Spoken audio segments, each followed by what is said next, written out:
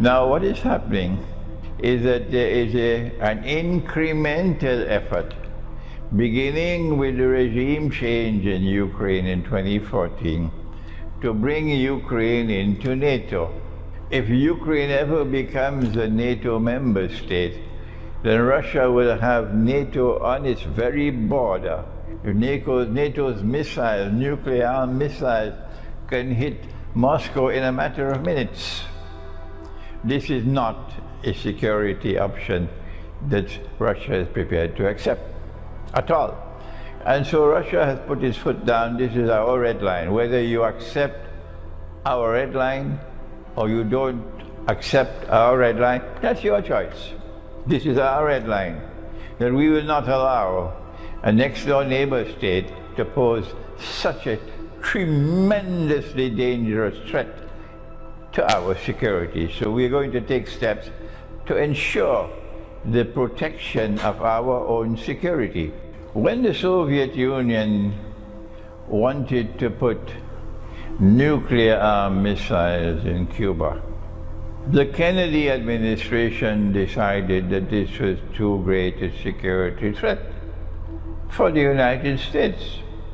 And so they put a quarantine around Cuba, that they would not allow any Soviet ships to enter Cuba without being searched, so that no nuclear missiles can be shipped to Cuba. And that was 1962, and the world watched. We were on the brink of nuclear war. Does Cuba have the right? Does Cuba have the right to do what it wants on its own territory?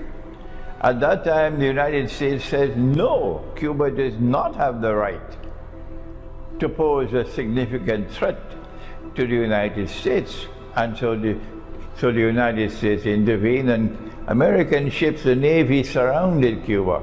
And the Soviet ships were coming with missiles.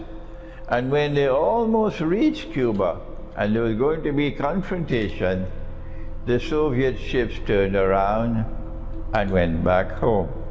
And so nuclear war was averted. Let us remind all those who are beating the drums, for Ukraine, let us remind you, if you need to be reminded, that in the same way that the United States expressed its concern for its own security and would not allow Cuba to have nuclear missiles that could reach the United States, similarly, Russia has to be recognized to have a right to protect its own security.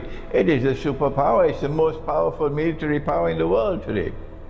And so that is the moral argument and the political argument for those who say, no, Ukraine has the right to do what Ukraine wants to do. Well, fine. You cross the red line and you see what's going to happen.